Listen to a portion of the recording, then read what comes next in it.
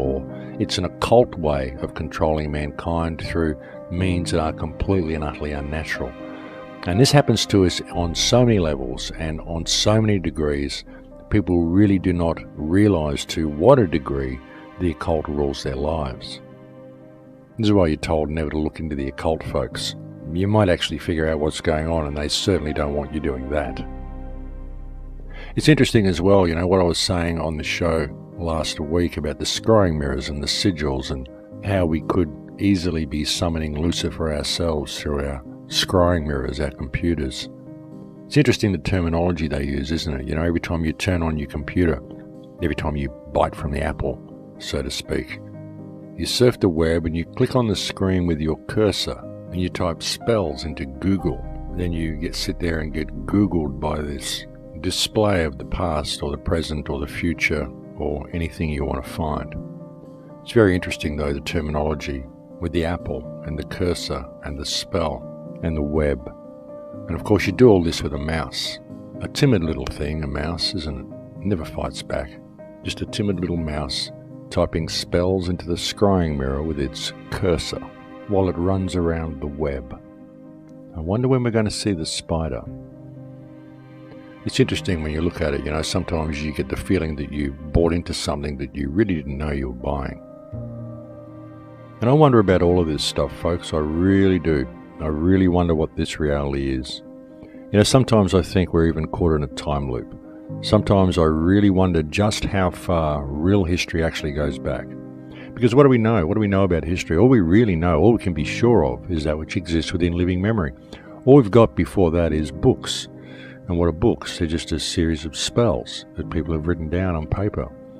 Do they really mean anything? I'm sure a lot of them do, but how can we be sure of anything that we've been taught? How can we be sure of anything we've been told is true? Like I said, sometimes I think this is a time loop or a holographic experiment or something. Just hypothetically, thinking about it, imagine if there was another level above this level. As above, so below. Imagine if that is what the true meaning of a fractal reality is. But just hypothetically, imagine if there was another reality above this reality. Almost like we're in a terrarium or we're a program that's being run on a mainframe. And imagine there's another group of people above this reality, people who are perhaps already caught in a matrix, already caught in a mainframe, and trying to find a way out. They're trying to figure out how they got there. And they keep running this experiment, but we keep messing up. We keep creating this computer system and enslaving ourselves to the matrix. And so the experiment fails and the species gets scattered, and we start again.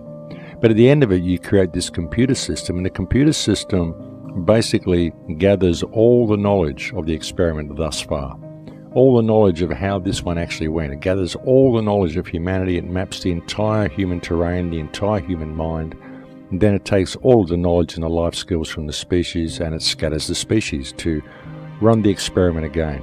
And it's got to scatter them and take all the information from them because they can't have any of that to start the experiment again. They have to start from scratch.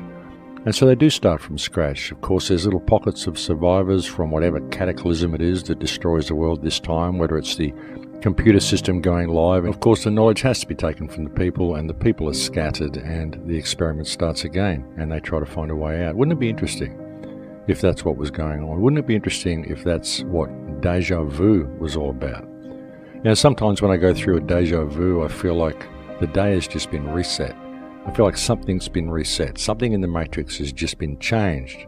Perhaps I found a little clue that I wasn't supposed to find, and so they took me back and they replaced my memory, and I've got to do that bit again.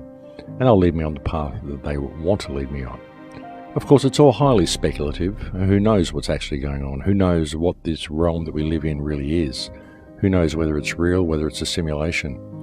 Now, sure, it's about gathering data, but I think we're given all of these opportunities to step into our heart, and we refuse to do so, and I think that's the problem.